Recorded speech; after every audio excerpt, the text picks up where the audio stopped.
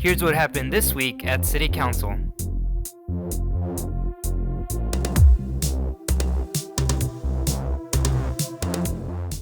This week, the council discussed the city's website update. I give a presentation talking about the new look that is on the city website.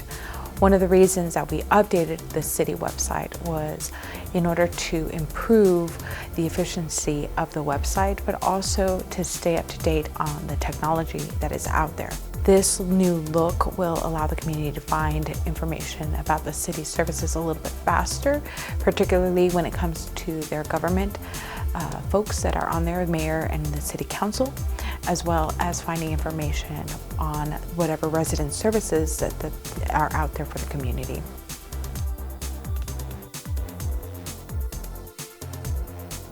Council approved the changes to the park naming guidelines today, which help to add more clarity in the park naming process. It also adds more details onto really what are appropriate names for parks, and it also adds more clarity on how a park that has been formally named is even eligible for renaming.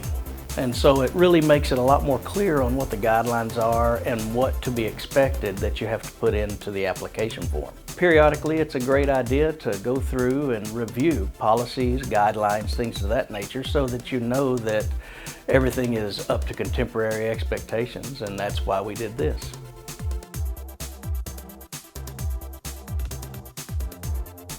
Council approved a contract with a professional services contract with Dr. Medina, who will be doing our veterinary services.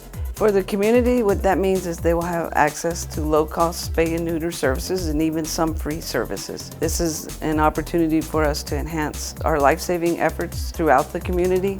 We will also be able to do some vaccination clinics outside of animal services for the community at low cost. We have some grants that we've received, so we'll be able to start that right away.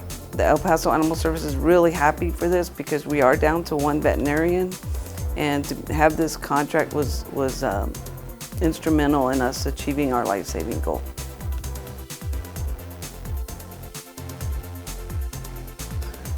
Council approved a resolution which will allow the city to submit a grant application for reimbursement of costs related to the August 3rd active shooter incident. The grant is specific to the police department. It covers personnel costs, both regular and overtime, as well as benefits. It helps the community in that it'll cover some of the expenses, at least a portion of the expenses from the August 3rd incident. That way it's not coming out of the regular general fund. Instead, it's coming through grant funds, which come in through the state. When originally they originate with the federal government, they come in through the state to the city of El Paso. The item was an update on the One Fund El Paso initiative to distribute donated funds to the victims of the August 3rd mass shooting. This fund is an example of this entire city, this entire community's generosity, and what we are doing to meet the needs of those folks that were affected on August 3rd. The deadline to donate dollars to the One Fund is November 25th, and it's so important. We want to get that fund as big as we can get it so that we can help as many as possible.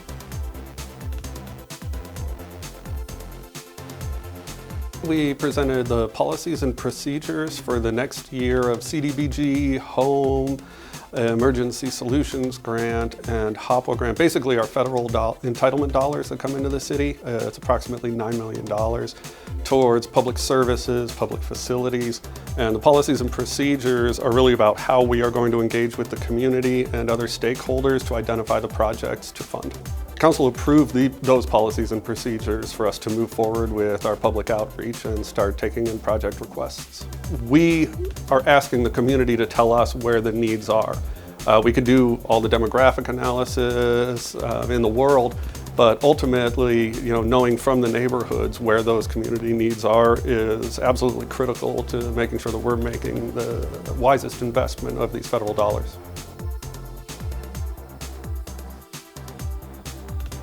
This week, the council also had a discussion and presentation with regards to the 2019 public safety bond that is proposed for the ballot on November the 5th.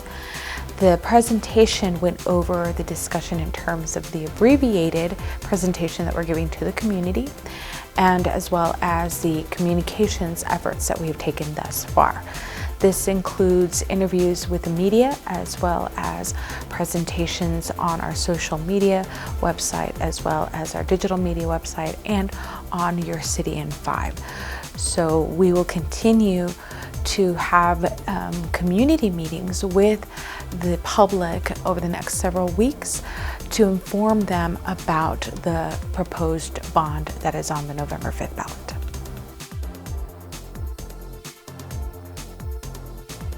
There was no action on 27.2. It was just a briefing to council on the crisis intervention team. So this team benefits the community because now we have a collaboration between the El Paso Police Department and Emergency Healthcare by putting a mental health specialist into a patrol car responding to people that are in mental or emotional crises. We're still handling about 50% of our calls are handled by patrol officers and 50% of our mental health calls by our crisis intervention team. But our commitment to training all our officers and dealing with people in mental crises is ongoing.